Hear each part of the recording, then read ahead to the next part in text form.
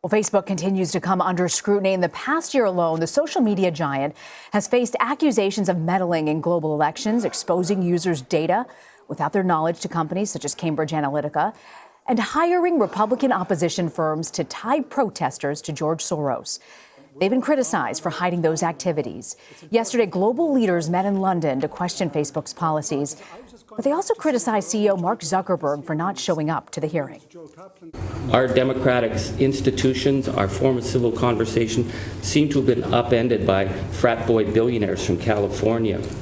So Mr. Zuckerberg's decision not to appear here at Westminster to me speaks volumes, particularly since this has been a subject of an investigation of whether Facebook apps upended one of the most important votes in British history. In a column for the Wall Street Journal, John Stoll argues that it may be time for Mark Zuckerberg to step down as CEO of Facebook before it's too late. John Stoll joins me now from Rochester Hills, Michigan. He's a business columnist for the Journal. So, John, despite the scandals Zuckerberg has faced, he says he's not going anywhere. You talk a little bit about, do you get the sense that we're seeing him transition to what some are calling a wartime CEO? And what exactly is a wartime CEO? Yeah, I mean, this idea that you're going to, get in the trenches and dig in for a fight is important to Wall Street. It's important to people maybe in regulatory positions. Does it matter to the Facebook user? That's the big question that I think Mark Zuckerberg and the board and Sheryl Sandberg, the COO at the company, really need to think about, which is this the best thing for the customer? This has always been, Silicon Valley is really a story about trying to be customer-centric. And is the Facebook product going in the direction that it needs to go in, or is Mark Zuckerberg's role as chairman and CEO standing in the way of that? I don't think it's prudent necessarily to consider yourself at war when indeed there are obvious changes maybe in front of your face that need to be made.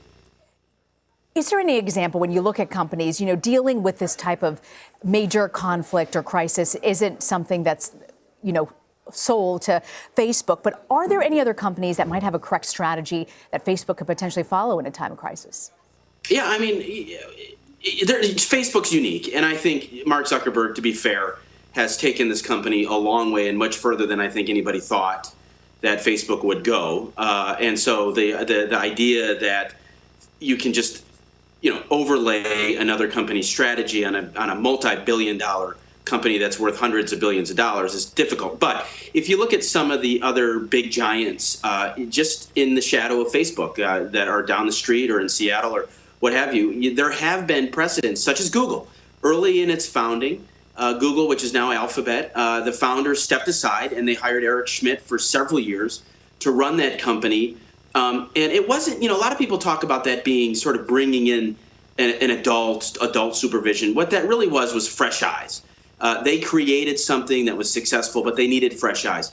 Apple, once upon a time, fired Steve Jobs before Steve Jobs brought the company back from the brink. So before their big wave of innovation with the iPhone and the iPod, Steve Jobs was actually out of a job and had to create some other companies before he was welcomed back in to really make Apple into what it is today. So it's not unprecedented for the founder to even take a step back. Howard Schultz, even though he's not the founder of Starbucks and it's not a tech company, took a step back for a period. He was the chairman, and then he stepped back into operational duty when that was necessary. So we've seen this several times. It's not the end for Mark Zuckerberg, but it may be time for fresh eyes. John, the flip side of this, are there any companies who did keep their CEO for a little too long, and are there lessons Facebook can draw from that? Well, for sure. I mean, sometimes it can be fatal. If you look at Theranos, which is the Silicon Valley healthcare company with Elizabeth Holmes, it's been very well documented that they held on too long without making absolutely important changes. Elon Musk at Tesla is another example where you would see a guy who the SEC actually had to step in and say, you're going to have to relinquish some of your power over this company, or we're going to have some major problems about securities fraud and things like that. Alleged. Obviously, Groupon with Andrew Mason. And then you've got the classic example of what happened at Uber. Before it was too late, the board stepped in and brought in a new CEO, replacing the founder who is revered in Silicon Valley. He's a guy that disrupted an entire business model. The taxi industry will never be the same again. Ride hailing is completely changed. Uber is a major, major force. But at some point, the board stepped in and said, now is time for us to bring in a CEO and move past the initial founder's vision. But it didn't come without consequence to a company like Uber. They lost a lot of public trust. They lost a lot of faith of their drivers. They had a lot of repair job to do that they wouldn't necessarily have to do. So it can be inefficient to hang on too long. You know, it's also our understanding that because Zuckerberg controls so much of Facebook's voting shares, that the board can't even kick him out. Does that sort of grip on power worry people who decide to invest in the company? Well, indeed, because you come to a point where you say, where is the check in the balance? You know, the board of directors is there to hold accountable management. And when the board of directors is run by somebody who essentially owns the company, yes, investors know what they've signed up for. They've signed up for a Mark Zuckerberg production, and the people close to him, they put their trust in him by investing in shares.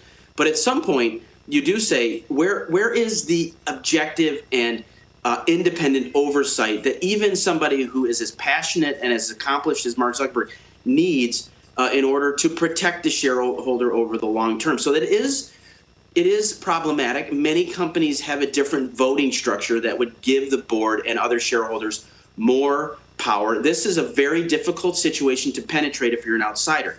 A lot of what has held companies accountable in the last decade or so has changed the trajectory of many companies is the threat of an activist, somebody who comes in, who buys up a lot of shares and, you know, demands seats on the board and pushes for change.